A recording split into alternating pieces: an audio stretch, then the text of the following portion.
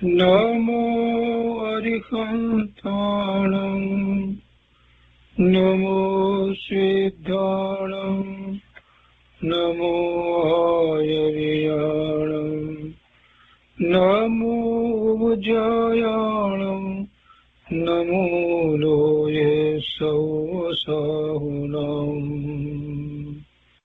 અસપંચનમોકારો સર્વપાવપનાશનો મંગલાણં ચ સૌવર્ચે પરમં અવૈમંગલम् અજ્ઞાનતિમિરંધાનાં જ્ઞાનાંજનશલાકયા ચક્ષુન્મીલિतं येन તસ્મૈ શ્રીગુરુવે નમઃ મુખાદિવ્યાકુક્ષિરત્નં શબ્દજિતવર્યાત્મજં શ્રીરાજચन्द्रयहुं વन्दે તત્વલોચનદાયકં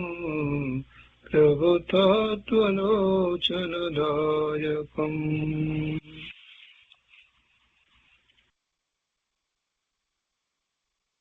કૃપાળુદેવના વચનામૃતનો સ્વાધ્યાય. એમાં આપણે વર્ષ 25ના પત્રોનો સ્વાધ્યાય કરી રહ્યા છીએ. પત્રાંક 408 સુધી સ્વાધ્યાય કર્યો છે. આજે આગળ પત્રાંક 409 થી સ્વાધ્યાય શરૂ કરીએ છીએ. પુસ્તકમાં પાના નંબર 353, પત્રાંક 409. આ પત્ર સુભાગભાઈ પ્રત્યે લખાયો છે. મુંબઈ 800 સુદ એકમ, બુધવાર, સંવત 1948. કૃપાળુદેવ લખે છે, જીવનું કર્તવ્ય અકર્તૃત્વપણું સમાગમે શ્રવણ થઈ નિધિ ધ્યાસન કરવા યોગ્ય છે.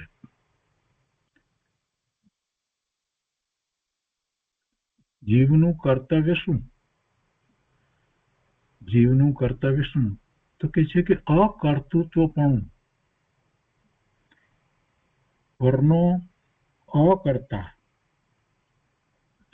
એ ચિંતન કરી અને પછી એટલું બધું પોતાને અંદરમાં સ્પષ્ટ થઈ જવું જોઈએ કે ગમે તે આવી અને એને સમજાવે તોય પણ એ પરનો કરતા પોતાને સ્વીકારે નહીં.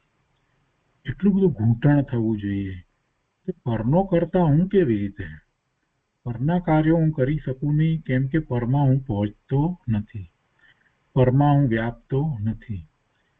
એટલે પરનું કર્તૃત્વ જ્યાં સુધી છે ત્યાં સુધી જીવને કરવાની ઈચ્છા રહ્યા કરે છે. કાંઈક કરું, કાંઈક કરી શકું છું, એવા વિકલ્પોમાં જે રહે છે એ બધું પછી શમી જાય. જ્યારે અકર્તૃત્વ ભાવ આવે તો બધું એ શમી જાય.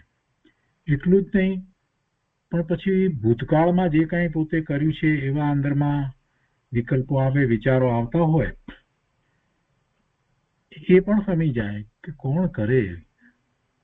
ભૂતકાળમાં અમે તો કાંઈ કર્યું નથી, કોઈ કોઈનું કાંઈ કરતું નથી, અમે તો કોઈનું કાંઈ કર્યું જ નથી, અમે તો માત્ર જ્ઞાતા દ્રષ્ટા છીએ. કરતા નથી તો શું છો? તો કે જ્ઞાતા દ્રષ્ટા છું. કેમ કે અકર્તા ભાવની સાથે આ બીજી વાત જોડાયેલી છે. પરનું અકર્તાપણું એ વાત નાસ્તીથી કહી, પણ છે શું પરનું અકર્તાપણું? તો બીજી એને છે શું? તો એને સ્વભાવ ભાવે થવાનું વાત કરવી છે. એટલે એને સ્વનું કરતાપણું છે એમ પણ કહેવાય. અથવા તો બીજું કે પરનું અકર્તાપણું છે તો એની દ્રષ્ટિ સ્વરૂપ તરફ જાય છે. એ અસ્થિથી વાત છે. બે વાત સાથે છે. નાસ્તિથી એમ કહેવાય કે પરનું અકર્તૃત્વ છે, અને એ જ વાતને અસ્થિપૂર્વક કહેવી હોય તો પછી જીવનો ઉપયોગ સ્વ તરફ જ વળે છે. એટલે સ્વનું કર્તૃત્વ છે, કરતાપણું છે, જે કહીએ તે, પણ સ્વમાં કાંઈ કરવાપણું છે નહીં. સ્વનું સ્વ તરફ ઉપયોગ એનો વળી જાય છે, અને આ જ કરવા યોગ્ય છે. જીવમાં પોતાને જ્યાં સુધી આ વાત ઉગતી નથી ને ત્યાં સુધી કંઈક ને કંઈક પરમાર્થ કરવાનો વિકલ્પ આવ્યા જ કરે છે. જ્યારે આ વાત દ્રઢ થઈ જાય પછી કાંઈ કરવા પણ રહેતું નથી, ખરેખર કાંઈ કરવા પણ રહેતું નથી. એટલે કે આખો પુરુષાર્થ ત્યાંથી શરૂ થઈ જાય છે.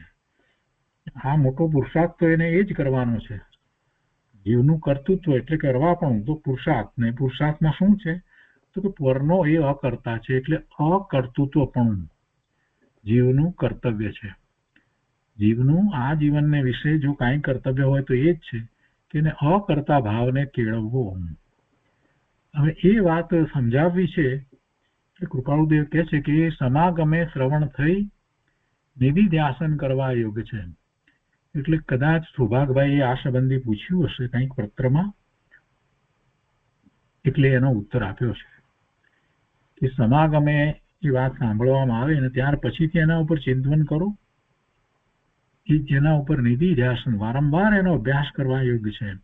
નાની નાની વાતમાં કરતાપણાનો ભાવ અનંતકાળથી ચાલ્યો આવે છે. જીવને ભૂલાતું જ નથી. અધ્યાયમાં હોય ત્યાં સુધી ઠીક છે, પાછો જીવ ભૂલી જાય છે. વારે વારે એને પરનું કરતાપણું થઈ જાય છે. એટલે થતું નથી, બીજું તો કંઈ કરતો નથી, પણ એવો મનમાં વિકલ્પ ઊભો થઈ જાય છે. એની માન્યતામાં એ વાત આવી જ જાય છે, કામ કરીએ તેમ કરીએ વગેરે વગેરે. પણ પાછો વળીને વિચારતો નથી કે કોણ કરે. જે થાય છે એ જોયા કરે ને પ્રભુ. એ વાત કોઈ એને યાદ કરાવે તો થાય. એ કોણ યાદ કરાવે? તો જીવનું કર્તૃત્વ શું એમ કરીને પોતે જાતે યાદ કરે. અકર્તા ભાવ લાવી અને સ્વરૂપ તરફ વળવું એ જ એકમાત્ર કર્તવ્ય છે. આગળ અહીંયા કૃપાળુદેવ લખે છે, કોઈ બીજો પણ પાછો એમને પ્રશ્ન કર્યો હશે ને એટલે ઉત્તર લખ્યો છે કે વનસ્પતિ આદિના જોગથી પારો બંધાઈ તેનું રૂપા વગેરે રૂપ થવું તે સંભવતું નથી તેમ નથી. પારો મર્ક્યુરી એ વનસ્પતિ આદિના જોગથી એટલે એવા રસાયણો વગેરેથી એમાંથી રૂપાંતર થઈ અને એ ચાંદી બની જાય, રૂપું બનવું. રૂપા એટલે રૂપા વગેરે થવું એટલે ચાંદી વગેરેમાં એનું રૂપાંતર થઈ જાય, ચાંદી બની જાય. તો તે સંભવતું નથી તેમ નથી, એટલે કે થઈ શકે છે એમ કહેવાનો અર્થ છે. ન જ થાય એમ માની લેવાના કોઈ કારણ નથી. આપણને જરાક આશ્ચર્ય થાય, પણ સૂક્ષ્મપણે વિચાર કરીએ તો છેવટે તો બધું પૂતગળ છે ને. દરેક પૂતગળ પરમાણુની અપેક્ષાએ જોઈએ તો એ બધા સરખા જ છે. બધા સરખા છે. જેમ દરેક જીવ જે છે એ દ્રવ્ય અપેક્ષાએ જોવા જઈએ તો બધા અનંત ગુણનો પિંડ જ છે, દ્રવ્ય. એવી રીતે દરેક પૂતગળ પરમાણુ તો પરમાણુ જ છે. અને એની ઉપર કંઈક આપણે જેને ચાર્જ કહીએ એવું ચાર્જ થાય છે એ સ્કંદમાં હોય ત્યારે. એ રીતે એ બંને છે. કેમિસ્ટ્રીમાં આપણે જે તત્વ શીખ્યા છે, એલિમેન્ટ કહીએ છીએ, એ વાત જુદી છે. પણ એમાં પણ એની ભસ્મ તો થાય છે ને, મર્ક્યુરીની. એટલે એમાં પણ બદલાય છે. તો અહીંયા તો એ વાત કરે છે કે એમાં ફેરફાર થઈ અને એ ચાંદી બની જાય. એ ન બને એમ નથી, બની શકે. અને એના માટે કૃપાળુદેવ કહે છે કે યોગ સિદ્ધિના પ્રકારે કોઈ રીતે તેમ બનવા યોગ્ય છે. અને તે યોગના 8 અંગમાંના 5 જેને પ્રાપ્ત છે તેને વિશે સિદ્ધિ જોગ હોય છે. એટલે આવું થઈ શકે છે. યોગના 8 અંગ જે કહેવામાં આવે છે એનામાંના 5 અંગ જેને પ્રાપ્ત હોય એને થઈ શકે છે. 5 અંગની વાત જે છે તો એમાં યોગના 8 અંગમાં અહીંયા સુધાબેને લખ્યા છે યમ, નિયમ, આસન, પ્રાણાયામ, પ્રત્યાહાર, ધારણા, ધ્યાન અને સમાધિ. હવે આમાંથી આપણે એમ માનીએ તો સંયમ, નિયમ, આસન, પ્રાણાયામ અને પ્રત્યાહાર, આમાં તો બધું કરી શકાય. તો 5 તો થઈ ગયા. એવો કોઈને વિકલ્પ ઉઠે, પણ એ રીતે નથી. અંતરંગ દશાની અપેક્ષાથી વાત છે. એવા યોગ સિદ્ધિની વાત કરવામાં આવી છે. યોગ સિદ્ધિના એમ કેવું છે, યોગ સિદ્ધિના પ્રકારે કોઈ રીતે તેમ બનવા યોગ છે, અને તે યોગના 8 અંગમાંના 5 જેને પ્રાપ્ત છે તેને વિશે સિદ્ધિ જોગ હોય છે. આ સિવાયની કલ્પના માત્ર કાળક્ષેપ રૂપ છે, એટલે સમય બગાડવા જેવું છે. આ સિવાયની બીજી કાંઈ પણ આપણે કલ્પના કરીએ તો એ ખાલી સમય બગાડવા જેવું છે, બીજી કલ્પનામાં પડવાની જરૂર નથી. તેનો વિચાર ઉદય આવે તે પણ એક કૌતુકભૂત છે. એમાં આપણને કૌતુક થાય, કેવી રીતે વગેરે વિચાર આવે તો. અને કૃપાળુદેવ તો કહે છે કે એવા કૌતુકમાં પડવાની જરૂર નથી. કૌતુક આત્મ પરિણામને વિશે યોગ્ય નથી. કૌતુક આત્મ પરિણામને વિશે યોગ નહીં. આત્માના પરિણામ એવા કૌતુકના ન થવા જોઈએ. આપણે પછી આ વાત આવી હોય એટલે પછી ચાલુ લોકો પછી એના ઉપર બધા ચર્ચાઓ કરે ને વિચારણા કરે ને પારો થઈ શકે ન થઈ શકે, પેલા કે આમ થાય ને પેલા કે તેમ થાય ને, કે અમે પેલા આવું જોયું હતું ને અમે પેલા સાંભળ્યું હતું ને, આ બધું કેટલું ચાલે, આત્માને ભૂલી જાય. એટલે આ કૃપાળુદેવ સ્પષ્ટતા કરી દીધી કે ભાઈ એવો સિદ્ધિ યોગ હોય કોઈને તો થઈ શકે. સંભવતું નથી તેમ નથી, ન થાય એમ નથી, થઈ શકે. થાય જ એમ પણ નથી, થઈ શકે, ફક્ત એટલી વાત છે. અને એ કઈ બધાને બધા વખતે થાય એવું પણ હોતું નથી. એટલે કોઈ બીજી કલ્પનામાં પડવાની જરૂર નથી. એ સમય બગાડવા જેવું છે, કાળક્ષેપ રૂપ છે. એટલે તેનો વિચાર ઉદય આવે તે પણ એક કૌતુકભૂત છે. અને એવા કૌતુક આત્મ પરિણામને વિશે યોગ્ય નથી. આવા તો અનેક પ્રકારના કૌતુક જીવને થાય છે, નાની નાની વાતમાં, અને એમાં સમય બગાડી નાખે છે. એ કરવા જેવું નથી, કેમ કે એને લીધે વિકલ્પો વધે છે. તો એ 409મો પત્ર થયો. એમાં કૃપાળુદેવ એમના 2 પ્રશ્નોના જવાબ આપ્યા. હવે એના પછી 410મો પત્ર છે, એ પણ સૌભાગભાઈ પ્રત્યે જ છે. મુંબઈ, આસો સુદ 7મ ગોમ, મંગળવાર, સંવંત 1948. કૃપાળુદેવ લખે છે કે પ્રગટ આત્મ સ્વરૂપ અવિચ્છિન્નપણે ભજવા યોગ્ય છે. પ્રગટ આત્મ સ્વરૂપ અવિચ્છિન્નપણે વચમાં કોઈ પણ રીતે અટકાવ આવે નહીં, અટકીએ નહીં, એમ અવિચ્છિન્નપણે ભજવા યોગ્ય છે. ક્યારેક ક્યારેક એમ નહીં, સતત આત્મ સ્વરૂપ ભજવા યોગ્ય છે. એટલે શું? આત્મ સ્વરૂપનું લક્ષ કરવા યોગ્ય છે, એનું ચિંતન કરવા યોગ્ય છે. એ હું છું એમ ભજવા યોગ્ય છે. અને પછી એનું મહાત્મા સમજાય એટલે એવા શુદ્ધ સ્વરૂપને નમસ્કાર પણ થાય. એ બધું જ શુદ્ધ સમાન પોતાનું શુદ્ધ સ્વરૂપ છે એનું ચિંતન રોજ કરવા જેવું છે. આપણે બોલી જઈએ એટલે એમ થાય કે તો છે, હવે એમાં શું વાત કરવાની. પણ એમ જ થાય ને, બોલીએ એટલે તો એમ જ થાય કે અમે જાણીએ છીએ, એટલે એને કાંઈ બીજો વિચાર આવતો જ નથી. અને કહીએ કે ભાઈ આત્મા સિદ્ધ સમાન મારું શુદ્ધ સ્વરૂપ છે, આત્મ સ્વરૂપ છે, તે સિદ્ધ સમાન છે, શુદ્ધ છે. એ વાત ઉપર વિચાર કરવા જેવો છે, ચિંતન કરવા યોગ્ય છે. તો ક્યાં સિદ્ધ સમાન છે એ તમે ક્યારના જાણીએ છીએ, એટલે વાત તો એને તો પૂરી થઈ જાય. એટલે બોલવામાં જ છે, બુદ્ધિના લેવલે પણ સરખું નથી, એટલો બધો વિચાર જ નથી થતો. એનો અર્થ શું થયો? અહીંયા તો અવિચ્છિન્નપણે ભજવા યોગ્ય જયારે વાત કરે છે તો આત્મ સ્વરૂપ કેવું એનો નિર્ણય ખરેખર જીવને થયો નથી ને, એટલે એનું મહાત્મય આવ્યું નથી. એનો નિર્ણય પહેલા દ્રવ્ય સ્વરૂપનો અભ્યાસ કરી અને એમાં પણ દ્રવ્યાનુયોગનો અભ્યાસ કરે. સમયસાર જેવા ગ્રંથ જેમાં એકલી આત્માની જ વાત હોય, 415 ગાથામાં આત્માની જ વાત કરી અને એની ઉપર 278 કળશ અમૃતચંદ્રાચાર્ય ભગવાને લખ્યા. આટલું મોટું શાસ્ત્ર, એમાં વાત કોની કરી? એક આત્માની જ વાત કરી. અને એની ઉપર પૂજ્ય ગુરુદેવે 550 કલાક સુધી પ્રવચનો આપ્યા, અને છતાં એને હજી એની રુચિ ન થાય તો બીજો કોઈ આવીને શું કરી દેવાનો હતો? એની રુચિ થવી જોઈએ, એવા આત્માની રુચિ થવી જોઈએ. એના સંબંધી એની જ વિચારણા ચાલ્યા કરે, એ જ હું છું, એ જ હું છું. જે વાત આત્મા સંબંધીની વાત ફરી ફરીને વાંચ્યા કરે, વિચાર્યા કરે, એ જ હું છું, મારું તો આ જ સ્વરૂપ છે, શુદ્ધ છે અને કેવો છે. અનંત ગુણનો પિંડની વાત આવે ત્યારે પણ એ અનંત ગુણના સામર્થ્યનો એ વિચાર કરે કે આ સામર્થ્ય મારું છે અને એ તો સિદ્ધ થયું છે, એમાં કઈ કહેવાની વાત ક્યાં છે. પરમાત્મા એ વાત તો સિદ્ધ કરીને બતાવી છે. અનંત ગુણનો પિંડ પોતે ભગવાન આત્મા સર્વજ્ઞ પરમાત્માએ એ વાત તો પોતે પ્રગટ કરીને બતાવી છે.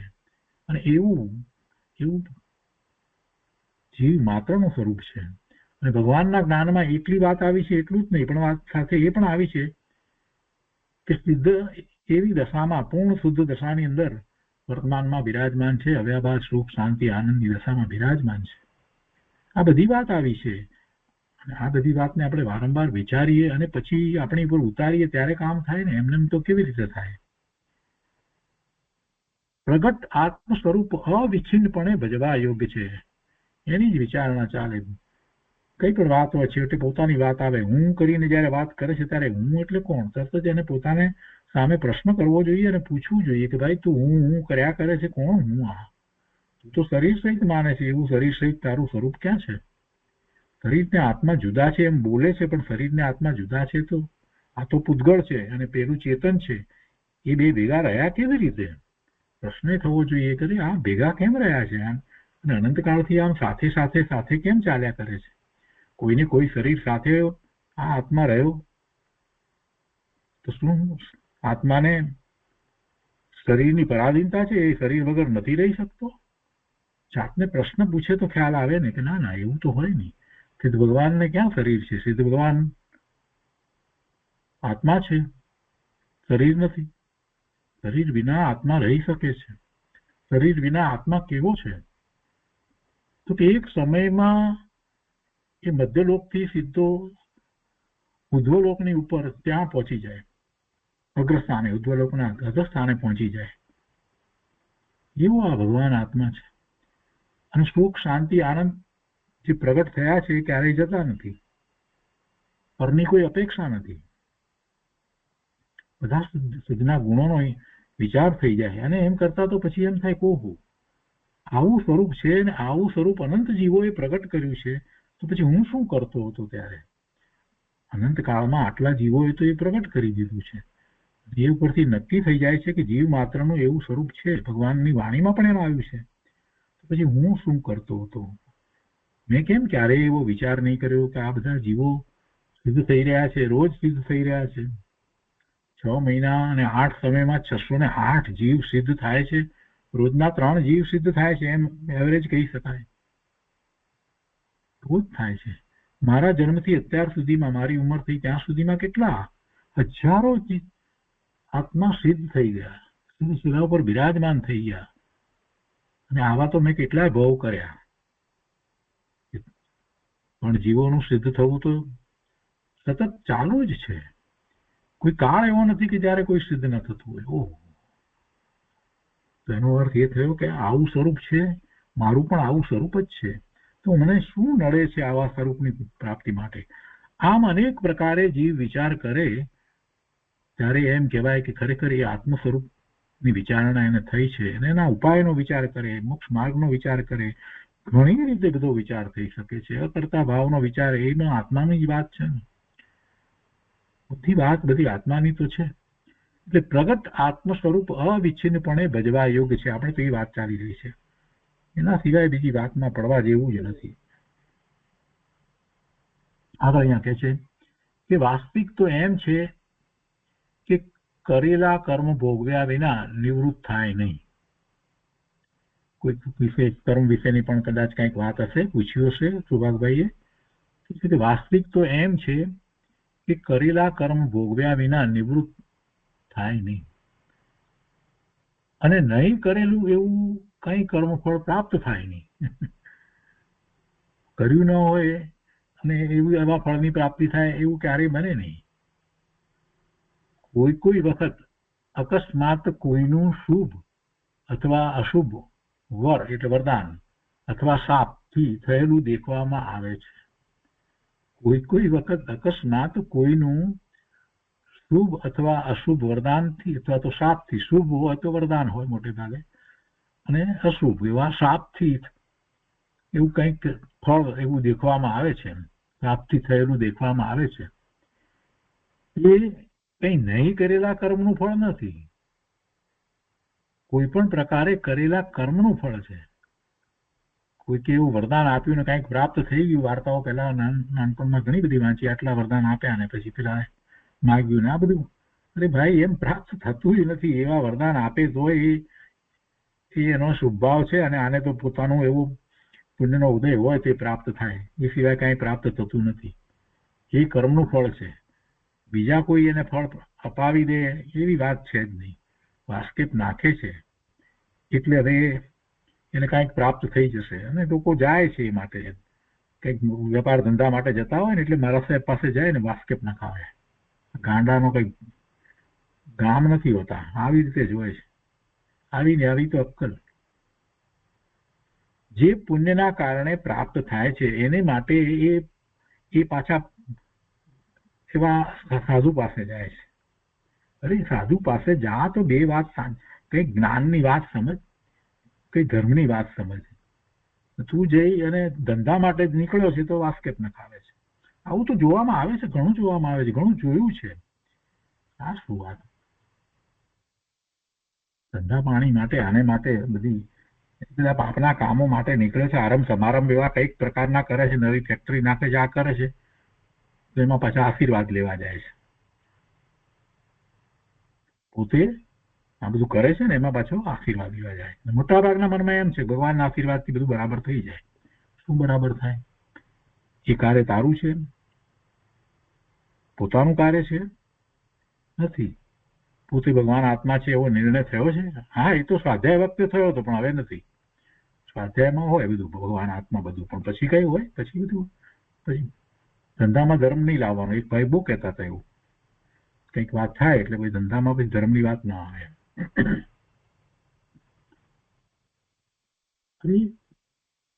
જે કંઈ જીવને સંયોગો પ્રાપ્ત થાય છે એ કર્મનું ફળ છે. સારા ફળ કે નરસા બધે ગમે તે પ્રકારના જે કંઈ પ્રાપ્ત થાય એ કર્મનું ફળ છે. કૃપાળુદેવ સ્પષ્ટ કહે છે.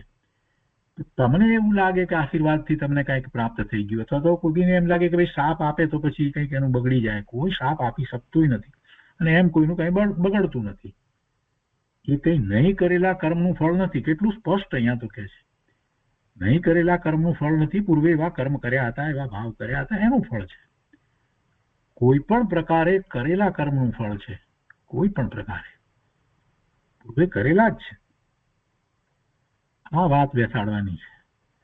જ્યાં સુધી આ વાત જીવને ન બેસે ત્યાં સુધી એને 12મા અને 12મા દ્રષ્ટિ રહેશે જ. આ વાત બેસી જાય પછી શાંતિ છે. જે થાય છે તે થાય છે. પૂર્વે ભાવ કર્યા હતા તો અત્યારે ઉદય આવે, એમાં પછી ચિંતા શું કરવાની? પૂર્વે એવા ભાવ કર્યા હશે, એવા અશુભ ભાવ કર્યા હશે, અને એવા કર્મ બંધાયા છે, ભૂલ તો કરી, તો પછી એના ફળ ભોગવવા માટે તૈયાર રહેવાનું. આવશે. શું કરવાનું? ભગવાન આત્મા જ્ઞાન સ્વરૂપ છે. આ વાત મહાપુરુષોએ કહી છે. બસ એનો જ વિચાર કરવાનો, પરમાત્માના સ્વરૂપનો વિચાર કરવાનો, સિદ્ધના સ્વરૂપનો વિચાર કરવાનો, હરિયંત ભગવાનના સ્વરૂપનો વિચાર કરવાનો, અને વારે વારે પોતાના સ્વરૂપ તરફ વળવા માટેનું પ્રતિક્રમણ કરવાનું.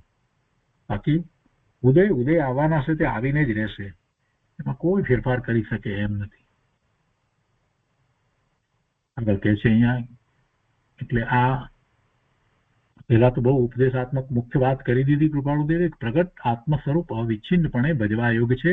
એટલે બીજું બધું જે છે તે થાય છે, ઉદયો પ્રમાણે જે થતું હોય તે થયા કરે. આ કરવા યોગ છે. એ તો મૂળ વાત કરી દીધી આખા પત્રનો સાર રૂપે. હજી એક વાત બીજી પણ કહે છે. એક એમને પ્રશ્ન પૂછ્યો છે, સમાધાન આપે છે કે એકેન્દ્રિયનું એકાવતારીપણું અપેક્ષાએ જાણવા યોગ્ય છે. એ જ વિનંતી. એકેન્દ્રિયનું એકાવતારીપણું, એક ઇન્દ્રિયમાંથી સીધો જીવ એ મનુષ્ય થાય અને એ જ ભાવની અંદર કેવળ જ્ઞાન પ્રગટ કરી અને મોક્ષે જાય. એ બધાને માટે વાત નથી, પણ એ જાણવા યોગ્ય છે એમ કે છે કે એકેન્દ્રિયનું એક અવતારીપણું અપેક્ષાએ જાણવા યોગ્ય છે. પૂજ્ય ગુરુદેવ કાનજી સ્વામીએ એ વાત કરી છે કે આવું પણ થાય છે.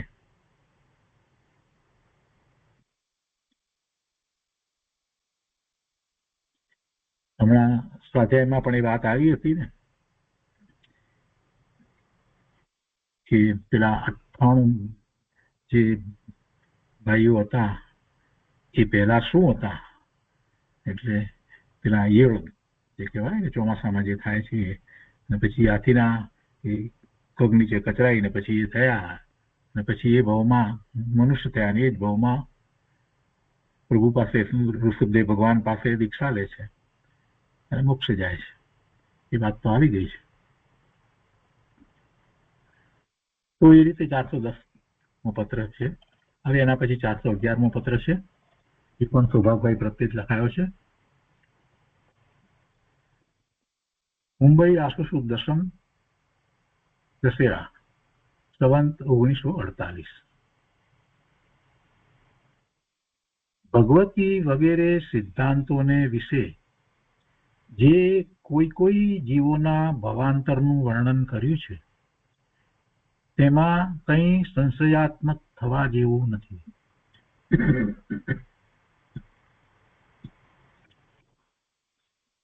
ભગવતી વગેરે સિદ્ધાંતોને વિશે જે કોઈ જીવના ભવાંતરનું વર્ણન કર્યું છે તેમાં કંઈ સંશયાત્મક થવા જેવું નથી. એટલે ભવનો ખ્યાલ આવે. તીર્થંકર તો પૂર્ણ આત્મ સ્વરૂપ છે, પરંતુ જે પુરુષો માત્ર યોગ ધ્યાન આદિકના અભ્યાસ બળ વડે સ્થિત હોય તેમાંના ઘણા પુરુષો પણ તે ભવાંતર જાણી શકે છે કે પછીનો ભાવ શું છે જાણી શકે છે. શાસ્ત્રમાં કોઈના ભાવ વિશે વાત લખી છે. દાખલા તરીકે આપણે શાસ્ત્રમાંથી એ વાત સમજ્યા છીએ કે શ્રેણિક મહારાજા અત્યારે નરકમાં છે અને પછીના ભાવમાં પહેલા તીર્થંકર પરતક્ષેત્રને વિશે થવાના છે. તો એ ભવાંતરની વાત થઈ ને, કે એવા વર્ણન છે.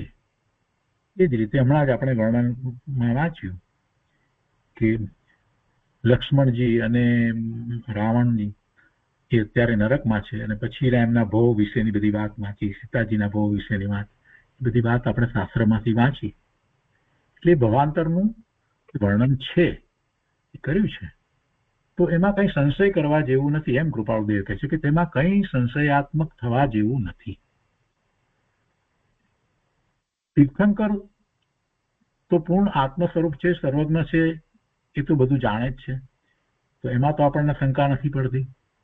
પણ એટલું જ નહીં કે છે કે જે પુરુષો માત્ર યોગ ધ્યાન આદિકના અભ્યાસ બળ વડે આત્માનો યોગ એટલે અહીંયા ધ્યાન, પોતાના સ્વરૂપમાં એકાગ્રતા રૂપ ધ્યાન આદિના અભ્યાસના બળ વડે સ્થિત હોય, સ્વરૂપને વિશે વારંવાર ચિંતા કરતા હોય, તેમાંના ઘણા પુરુષો પણ તે ભવાંતર જાણી શકે છે, પોતાનો ભાવ હવે પછીનો જાણી શકે છે. અને એમ બનવું એ કંઈ કલ્પિત પ્રકાર નથી, એ કંઈ કલ્પિત વાત નથી. જે પુરુષને આત્માનું નિશ્ચયાત્મક જ્ઞાન છે અને તેને ભવાંતરનું જ્ઞાન ઘટે છે, હોય છે, ક્વચિત જ્ઞાનના તારતમ્ય સયોક્ષમ ભેદે એમ નથી પણ હોતું. બધાને હોય છે એવી પણ વાત નથી, કોઈને હોય છે, નથી પણ હોતું. એટલે જેની એવી દશા હોય, પોતાના સ્વરૂપમાં વિશેષ સ્થિરતાની દશા હોય, એમાંથી કોઈકને હોય છે અને પછી નથી પણ હોતું. તથાપિ જેને આત્માનું પૂર્ણ શુદ્ધપણું વર્તે છે, આ બીજી વાત છે. આ તો એમને જ્ઞાનની તારતમ્ય એમનો ક્ષોક્ષમની તારતમ્ય વગેરેની વાત બધી લીધી, અને હોય તો ન પણ હોય. હવે બીજી વાત કહે છે કે તથાપિ જેને આત્માનું પૂર્ણ શુદ્ધપણું વર્તે છે, આત્માનું પૂર્ણ શુદ્ધપણું વર્તે છે, તે પુરુષ તો નિશ્ચય તે જ્ઞાનને જાણે છે. કેવળી ભગવાન તો નિશ્ચયથી એને જાણે છે. અરિયંત પરમાત્મા જાણે છે, સિદ્ધ પરમાત્મા જાણે છે. આત્માનું પૂર્ણ શુદ્ધપણું વર્તે છે. 13મા ગુણસ્થાનની દશાની વાત થઈ. તે પુરુષ તો 13મું અને એથી ઉપર બધું અને સિદ્ધ ભગવાનની પણ વાત થઈ. તે પુરુષ તો નિશ્ચય તે જ્ઞાનને જાણે છે, ભવાંતરને જાણે છે. આત્મા નિત્ય છે. શા માટે જાણે એની પણ વાત હવે કહે છે. જો આત્મા નિત્ય છે તો નિત્ય રહેવાનો છે અને એની કોઈ અવસ્થા તો રહેવાની જ છે. સંસાર પર્યાય છે અને પછી સિદ્ધ પર્યાય પણ થવાની છે. તો એ જે વસ્તુ નિત્ય છે એના પરિણામ જે થઈ રહ્યા છે એને સર્વજ્ઞ પરમાત્મા જાણે છે ને, એટલે જાણે છે. એનો નાશ થતો હોત તો કઈ જાણવાનો પ્રશ્ન થાત નહીં. આત્માનો નાશ તો થતો નથી, અવિનાશી છે, એટલે જાણે છે. અને બીજી વાત હવે આગળ કહે છે કે ભવાંતરને જાણે છે કોણ? પૂર્ણ શુદ્ધપણું જેને વર્તે છે તે પુરુષ તો નિશ્ચય તે જ્ઞાનને જાણે છે, ભવાંતરને જાણે છે. આત્મા નિત્ય છે, અનુભવ રૂપ છે, વસ્તુ છે.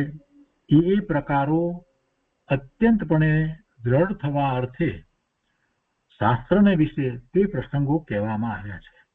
આ વાત શેને માટે કરવામાં આવી છે કે એ દ્વારા જીવને નક્કી થાય કે આત્મા નિત્ય છે. મહાવીર સ્વામી ભગવાન ઋષભદેવ ભગવાનના વખતમાં હતા, મરીચી તરીકે, અને 24મા તીર્થંકર થશે એ વાત ઋષભદેવ ભગવાનના સમોસરણમાં કોઈએ પ્રશ્ન પૂછ્યો ત્યારે એ વાત આવી. તો એનો અર્થ જ એ થાય કે એટલો બધો લાંબો કાળ પછીની વાત હતી, તો આત્મા એ રહેવાનો હોય ત્યારે એના માટેની વાત હોય ને. તો આત્મા નિત્ય છે એ વાત એમાંથી આપણને પ્રાપ્ત થઈ જાય છે. આ બધા ઉદાહરણોને માત્ર વાર્તા તરીકે લેવા કરતા એનો વિચાર કરવો જોઈએ. વાર્તા તરીકે બધા બોલી જતા હોય પણ એના ઉપર વિચાર ના કરે કે એનો અર્થ શું થયો. કે એનો અર્થ એ થયો કે સર્વજ્ઞ પરમાત્મા છે અને જ્ઞેય માત્ર ને જાણે છે. બધા પદાર્થોની ભવિષ્યકાળની બધી પર્યાયોને જાણે છે, તો ભૂતકાળની પણ પર્યાયોને પણ જાણે છે.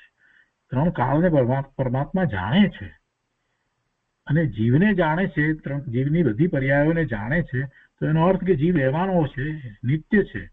આ બધી વાતનો વિચાર કરી અને જીવે એના ઉપરથી બોધપાઠ લેવાનો છે. પ્રથમાનુયોગના જે વચનો હોય ને એમાંથી બોધપાઠ લેવાનો છે કે ઓહો, આત્મા નિત્ય છે તો હું પણ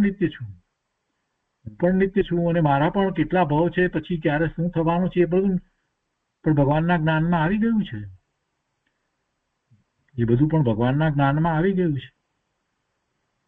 આવો વિચાર આવે, અને આવો વિચાર આવે એની દ્રષ્ટિ ફરી જાય. પછી તો ક્રમબદ્ધ પર્યાયની આખી વાત આવે, અકર્તા ભાવની વાત આવે, બધું આવે.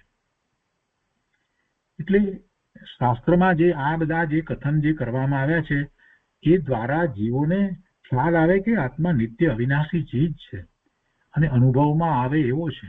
આત્મા નિત્ય છે, અનુભવ રૂપ છે, વસ્તુ છે, એવો ને એવો જ રહે છે. એ પ્રકારો અત્યંતપણે દ્રઢ થવા અર્થે શાસ્ત્રને વિશે તે પ્રસંગો કહેવામાં આવ્યા છે. એટલે એનું પ્રયોજન સમજાવ્યું કૃપાળુદેવે. માત્ર એટલી ભવાંતરની વાત નહીં, પણ એમાંથી કૃપાળુદેવે આપણને પ્રયોજન સમજાવ્યું કે શા માટે એ શાસ્ત્રમાં વાત આવે છે. હવે આગળ કહે છે, ઘણો વિસ્તાર કર્યો છે. ભવાંતરનું જો સ્પષ્ટ જ્ઞાન કોઈને થતું ન હોય, હજી ધારો કે તમને શંકા રહેતી હોય, તો કૃપાળુદેવે તર્ક દ્વારા ખુદ સમજાવ્યું છે કે ભવાંતરનું જો સ્પષ્ટ જ્ઞાન કોઈને થતું ન હોય તો આત્માનું સ્પષ્ટ જ્ઞાન પણ કોઈને થતું નથી એમ કહેવા તુલ્ય છે. જો ભવાંતરનું સ્પષ્ટ જ્ઞાન કોઈને, એટલે સર્વજ્ઞ પરમાત્માને ન થતું એમ કોઈને થતું ન હોય તો આત્માનું સ્પષ્ટ જ્ઞાન પણ કોઈને થતું નથી એમ કહેવા બરાબર વાત છે. આત્માનું સ્પષ્ટ જ્ઞાન થાય છે, આત્માની અનુભૂતિ થાય છે અને એમાં સ્થિર થાય છે. એ તો છે જ, એમાં તો કોઈ બે મત નથી. એટલે કે છે કે તથાપિ એમ તો નથી. એટલે આત્માનું સ્પષ્ટ જ્ઞાન થાય છે અને ભવાંતર પણ સ્પષ્ટ ભાષે છે. પોતાના તેમજ પરના ભાવ જાણવાનું જ્ઞાન કોઈ પ્રકારે વિસંવાદપણાને પામતું નથી, વિરોધને પામતું નથી. એ વાત પરમ સત્ય છે. પોતાના તેમજ પરના ભવ જાણવાનું જ્ઞાન કોઈ પ્રકારે વિસંવાદપણાને પામતું નથી. સમૂહ શરણમાં જઈએ અને બોલ્યા ચાલ્યા વગર આમ નામ પરમાત્મા બિરાજમાન છે, તીર્થંકર પરમાત્મા એમના ભાવમંડળમાં જોઈએ ને તોય આપણને આપણા પૂર્વના 2 ભવ, પૂર્વના 3 ભવ અને વર્તમાન 1 ભવ અને પછીના 3 ભવ, 7 ભવ દેખાય. એવો તો પ્રભુનો અતિશય છે. પ્રશ્ન થાય તો ખબર પડે કે હવે પછી મારો ભવ ક્યાં હશે, તોય એનું સમાધાન ત્યાં પ્રાપ્ત થઈ જાય. ઓમકાર ધ્વનિમાં એ સમાધાન આપણને પ્રાપ્ત થઈ જાય. એટલે એમાં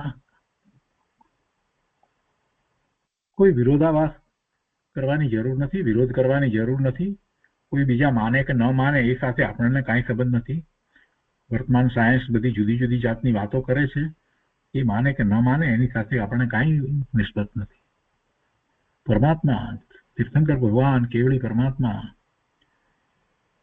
એમના સ્વરૂપનો વિચાર કરીએ છીએ તો વધુ ખ્યાલ આવે છે. એમ જ છે.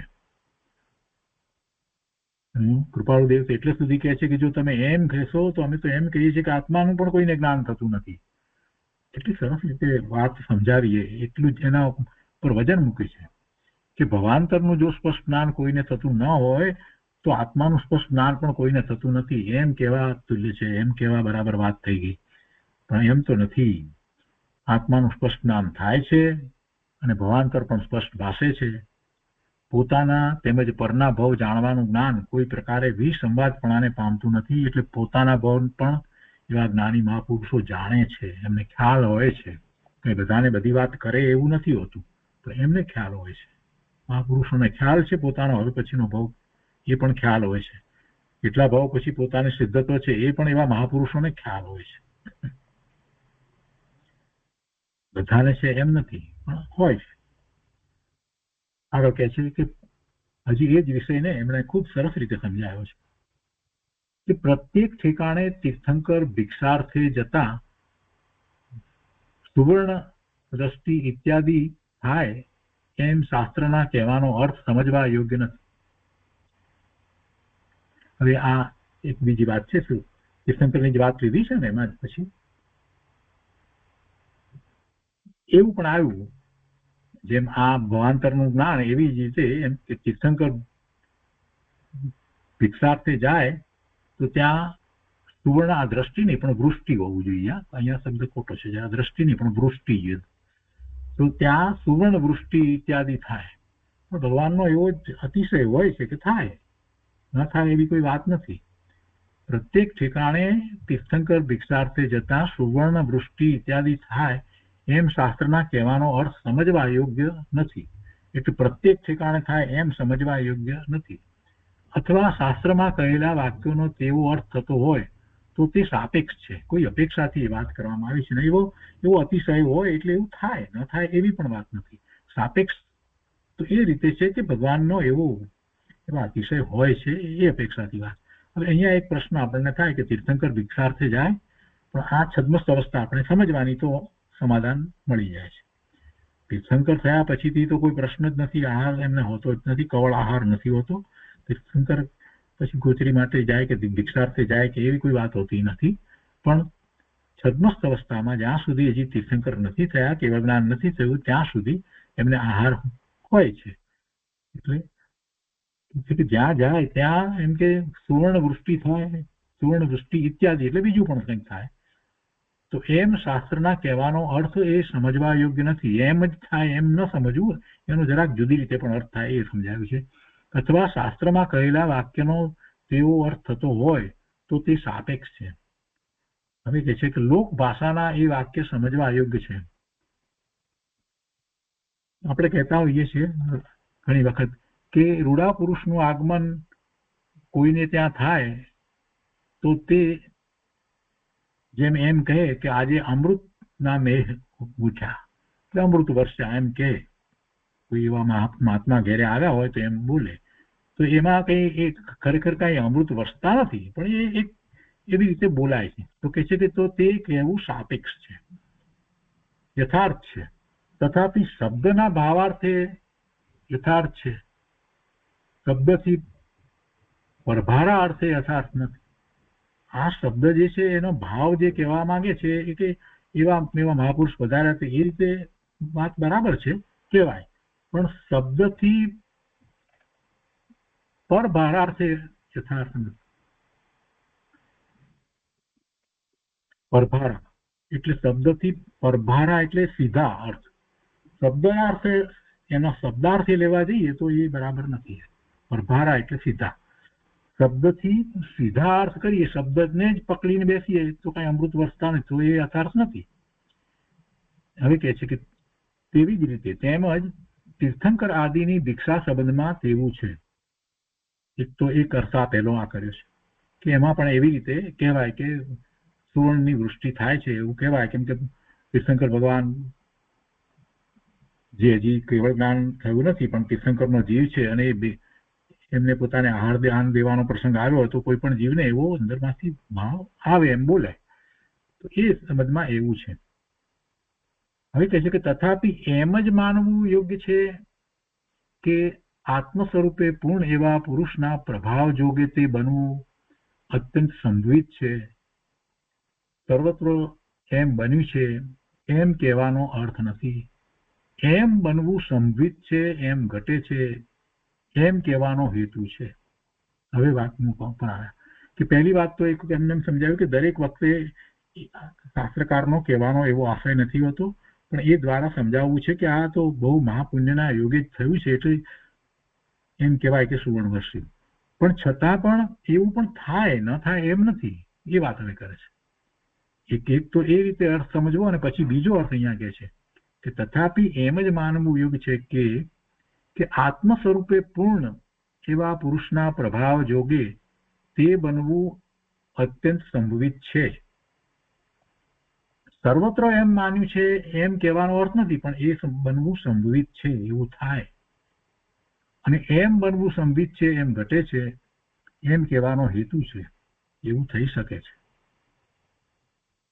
સર્વ મહત પ્રભાવ જોગ પૂર્ણ આત્મ સ્વરૂપ જ્યાં છે ત્યાં આધીન છે, એ નિશ્ચયાત્મક વાત છે. એમ થઈ શકે છે એના પછીથી હવે એમ કે છે કે સર્વ મહત પ્રભાવ જોગ પૂર્ણ આત્મ સ્વરૂપ જ્યાં છે ત્યાં આધીન છે. સ્વરૂપ જ્યાં છે ત્યાં આ રીતે થઈ શકે છે એ વાત કહેવી છે. સ્વરૂપનું મહાત્મ સમજાવે છે. કેવું સ્વરૂપ? સર્વ મહત પ્રભાવ જોગ, મહત પ્રભાવ યોગ પૂર્ણ આત્મ સ્વરૂપ જ્યાં છે ત્યાં આધીન છે, એ નિશ્ચયાત્મક વાત છે તે ત્યાં જ છે, તો નિસંદેહ અંગીકાર કરવા યોગ્ય વાત છે. પૂર્ણ આત્મ સ્વરૂપ જ્યાં વર્તે છે ત્યાં જો સર્વ મહત પ્રભાવ યોગ વર્તતા ન હોય, આ તો એક પ્રકારનો એવો યોગ થયો ને પ્રભાવ એવો એમનો કે છે. પહેલા અહીંયા કહ્યું કે સર્વ મહત પ્રભાવ યોગ યોગ કહો કે યોગ કહો, સર્વ મહત્વ પ્રભાવ યોગ પૂર્ણ આત્મ સ્વરૂપ જ્યાં છે ત્યાં આધીન છે, એટલે ત્યાં હોય છે એવો પ્રભાવ, જ્યાં પૂર્ણ આત્મ સ્વરૂપ છે ત્યાં એવો પ્રભાવ હોય છે. કેવા પ્રભાવ? એટલે કે અતિશય વગેરે હોય છે. જ્યાં એવી પૂર્ણ શુદ્ધતા છે, સર્વજ્ઞતા પ્રગટ થઈ છે, તેની સાથે પરમાત્માની સાથે બધી ઘણી વસ્તુ હોય છે. 34 અતિશય તીર્થંકર ભગવાનના જે કયા છે જ્ઞાન પછી બીજા થાય છે, દેવો કરે છે, બધાની વાત કરવામાં આવે છે ને, તો એ બધા એ પ્રભાવ યોગ છે. તો એવો પ્રભાવ યોગ શેની સાથે હોય? તો કે જ્યાં પૂર્ણ આત્મ સ્વરૂપ પ્રગટ થયું છે ત્યાં એની સાથે હોય છે, એટલે ત્યાં આધીન છે. ફરીથી વાંચીએ, ખ્યાલ આવશે. સર્વ મહત્ મોટા પ્રભાવ યોગ પૂર્ણ આત્મ સ્વરૂપ જ્યાં છે ત્યાં આધીન છે, એ નિશ્ચયાત્મક વાત છે. હવે કે છે કે નિસંદેહ અંગીકાર કરવા યોગ્ય વાત છે, અને એ તર્ક દ્વારા સમજાવે છે કે પૂર્ણ આત્મ સ્વરૂપ જ્યાં વર્તે છે, પૂર્ણ આત્મ સ્વરૂપ જ્યાં વર્તે છે ત્યાં જો સર્વ મહત પ્રભાવ યોગ વર્તતા ન હોય તો પછી તે બીજે કયે સ્થળે વર્તે? એવા મહત પ્રભાવ જોગ બીજે ક્યાં વર્તશે? જ્યારે પૂર્ણ શુદ્ધ આત્મ સ્વરૂપ જ્યાં છે ત્યાં નહીં વર્તે તો બીજે ક્યાં વર્તશે? ક્યારે એ બધું થશે?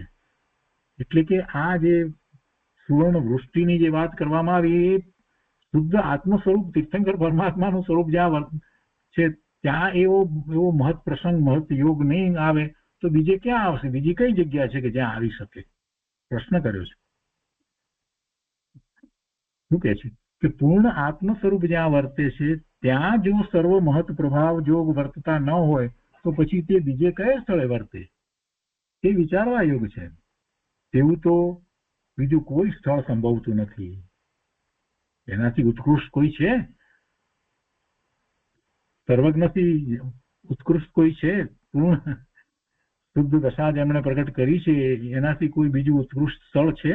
નથી. તેવું તો બીજું કોઈ સ્થળ સંભવતું નથી.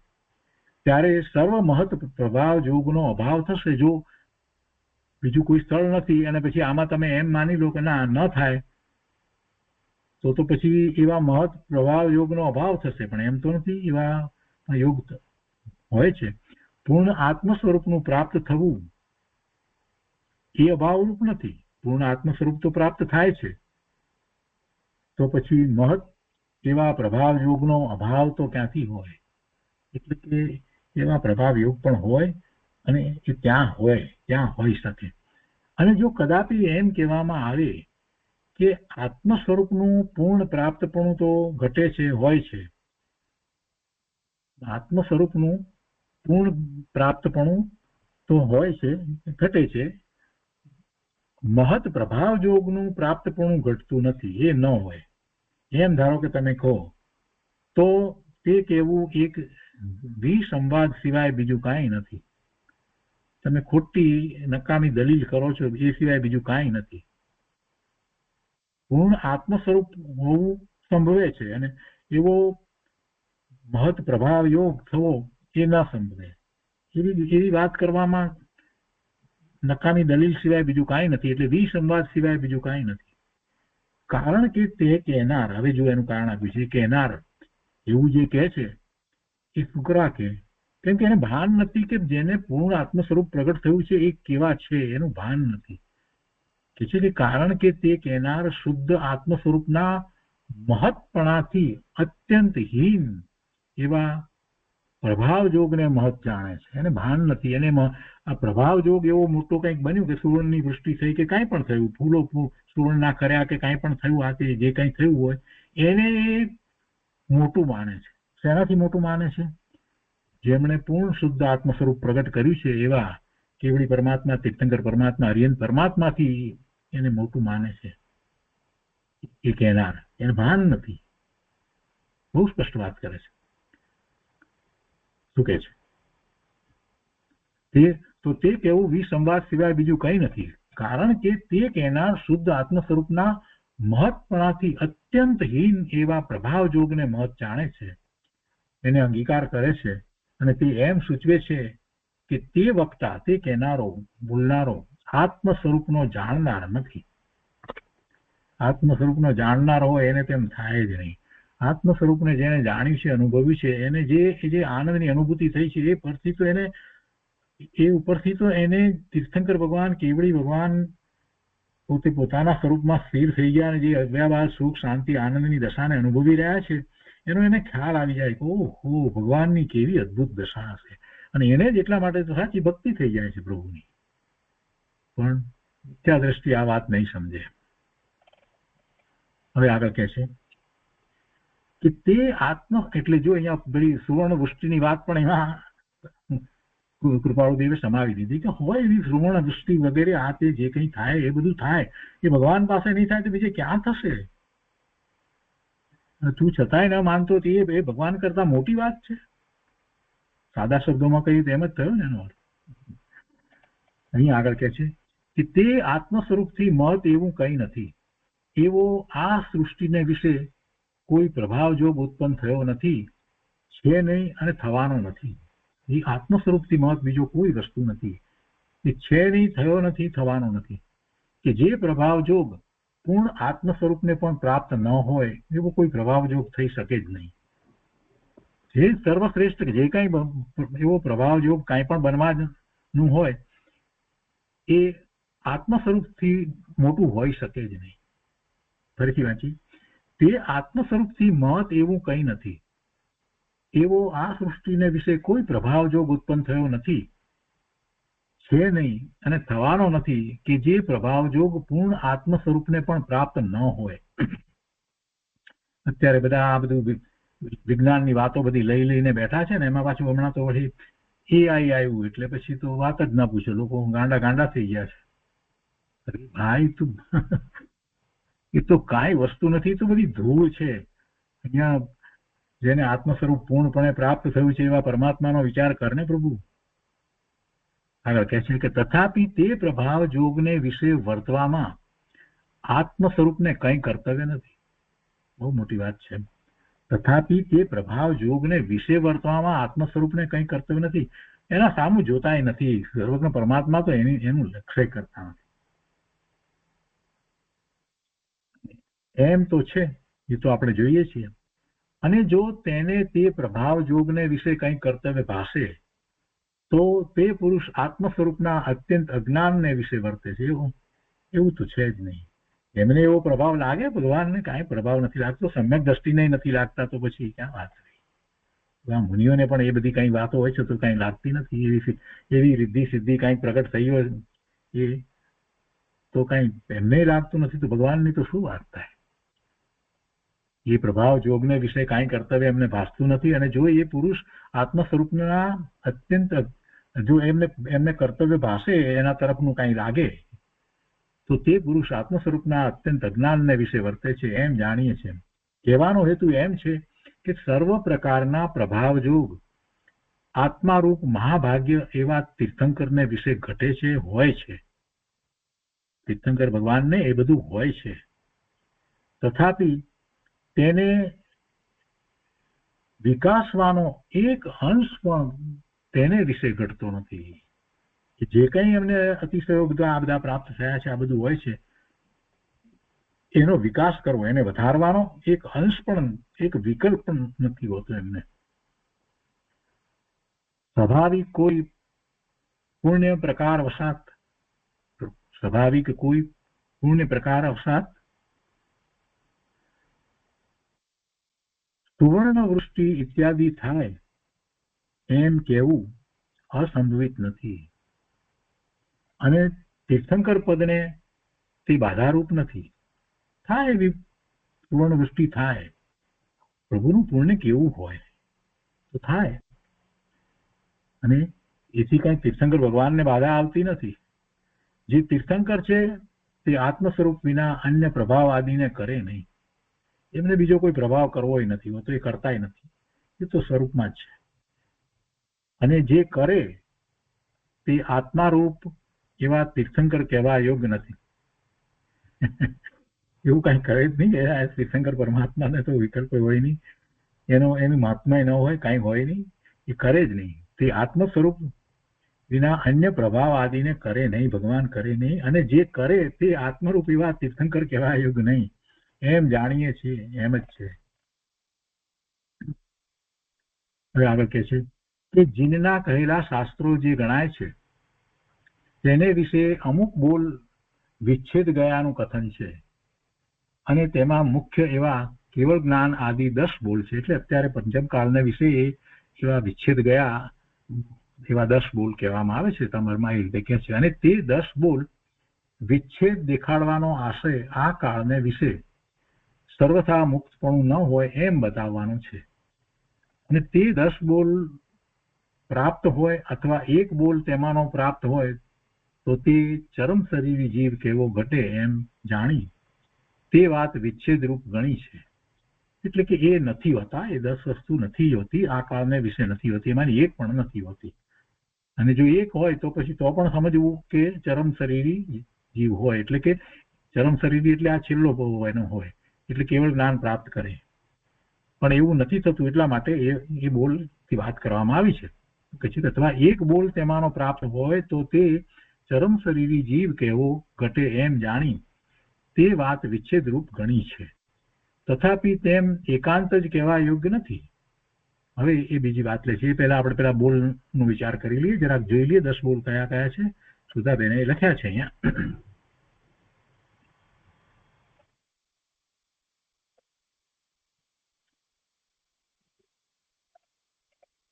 જો એમાં 10 બોલની અંદર જે વિચ્છેદ ગયા છે એમાં એક તો પહેલું છે પરમ અવધિ જ્ઞાન, પુલક લબ્ધિ, આહારક શરીર, સપક શ્રેણી, ઉપસમ શ્રેણી, જીનકલ્પ અને 3 સંયમ લીધા છે. પરિહાર વિશુદ્ધિ, સૂક્ષ્મ સાંપ્રાય, યથાખ્યાત ચારિત્ર. આપણે પેલા 5 લઈએ છીએ ને મુનિના, એમાંના આ 3 લીધા છે. પરિહાર વિશુદ્ધિ, સૂક્ષ્મ સાંપ્રાય, યથાખ્યાત ચારિત્ર એ હોતા નથી. આપણે 5 યાદ કરીએ એટલે એના અર્થ કે પહેલાના 2 હોઈ શકે છે, એટલા માટે જરાક આઈડિયા લઈએ આપણે. સામાયિક છેદોપસ્થાપના એ 2 હોય. 6 થી 9 ગુણસ્થાનની વાત કરી છે. અત્યારે 7 થી આગળ તો જવાતું નથી, પણ 6 છે એટલે એ લીધું છે. પણ પરિહાર વિશુદ્ધિ 6, 7 જે છે એ પણ અત્યારે નથી એમ કહેવાનું આખરી છે. એટલે પરિહાર વિશુદ્ધિ, સૂક્ષ્મ સાંપ્રાય ને યથાખ્યાત એ નથી હોતા એમ અહીંયા આ 10 બોલની અંદર એ પણ લીધું છે. સુધાબેને આજે લખ્યું છે એ પ્રમાણે આપણે જાણીએ છીએ. અને યથાખ્યાત ચારિત્ર અને કેવળ જ્ઞાન અને મોક્ષ ગમન એ પણ નથી હોતું. અને શેમાંથી લીધું છે એમને કે પ્રવચન સારો દ્વાર 88, ગાથા 693, આ શ્વેતંબર છે. પ્રવચન સાર આપણે કહીએ છીએ નથી, આ પ્રવચન સારો દ્વાર એમાંથી લીધું છે. તો આગળ વાત લઈએ તો કહે છે કે તે 10 બોલ પ્રાપ્ત હોય અથવા 1 બોલ તેમાંનો પ્રાપ્ત હોય તો તે ચરમ શરીરી જીવ કેવો ઘટે એમ જાણી તે વાત વિચ્છેદ રૂપ ગણી છે. તથાપિ તેમ એકાંત જ કહેવા યોગ્ય નથી. હવે વાત કરે છે કે એમ અમને ભાષે છે. ગોપાલભાઈ કહે છે કે તેમ એકાંતે કહેવા યોગ્ય નથી, એમ અમને ભાષે છે. એમ જ છે, કારણ કે સાયિક સંકિતનો એને વિશે નિષેધ છે તે ચરમ શરીરને જ હોય એમ તો ઘટતું નથી. સાયિક સંકિતિનો નિષેધ જે એમાં કહેવામાં આવ્યો બરાબર છે, અત્યારે ન હોય તો એ ચરમ શરીરને જ હોય એમ તો ઘટતું નથી. સાયિક સંકિતિ હોય એ 3 ભવે મોક્ષે જાય એ વાત કૃપાળદેવે લીધી છે. એટલે એક આ ભવે પણ જાય અને ત્રીજે ભવે બધું 3 ભવે મોક્ષે જાય એમ વાત લીધી છે. અને શ્રેણિક મહારાજાનું ઉદાહરણ પણ આપણે જાણીએ છીએ. એટલે કે છે કે અથવા તેમ એકાંત નથી. મહાભાગ્ય એવા શ્રેણિક સાયિક સંકિતિ, શ્રેણિક મહારાજા સાયિક સંકિતિ છતાં ચરમ શરીરી નહોતા. આ ભવે તો એ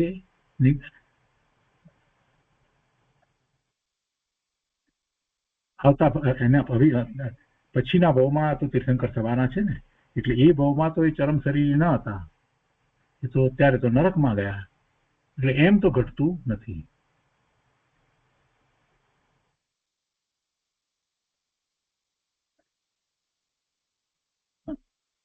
એવું તે જ જીન શાસ્ત્રોને વિશે કથન છે. એ શ્રેણિક મહારાજને જે વાત ઉપરથી નક્કી થાય છે કે એ જ ભવે મોક્ષે જાય સાયિક સંકિતિઓ એમ નથી હોતું, 3 ભવે પણ જાય. હવે બીજી વાત લે છે જીન કલ્પી વિહાર વ્યચ્છેદ. એની વાત લીધી છે. જીન કલ્પી વિહાર વ્યચ્છેદ એમ શ્વેતાંબરનું કથન છે, દિગંબરનું કથન નથી. સર્વથા મોક્ષ થવો એમ આ કાળે બને નહીં એમ 2નો અભિપ્રાય છે. શ્વેતાંબર દિગંબરમાં બધામાં એ વાત છે કે આ કાળે સર્વથા મોક્ષ થાય નહીં. અને હવે કે છે કૃપાળુદેવ કે તે પણ અત્યંત એકાંતપણે કહી શકાતો નથી. તે પણ અત્યંત એકાંતપણે કહી શકાતો નથી. તો શું મોક્ષ થાય? હવે એ વાત સમજાવી છે કે ચરમ શરીરી પણ જાણીએ કે આ કાળમાં નથી, એ તો વાત સમજાય છે. તથાપિ અશરીરી ભાવપણે આત્મસ્થિતિ છે. અશરીરી ભાવપણે આત્મસ્થિતિ છે તો તે ભાવને ચરમ શરીરીપણું નહીં પણ સિદ્ધપણું છે.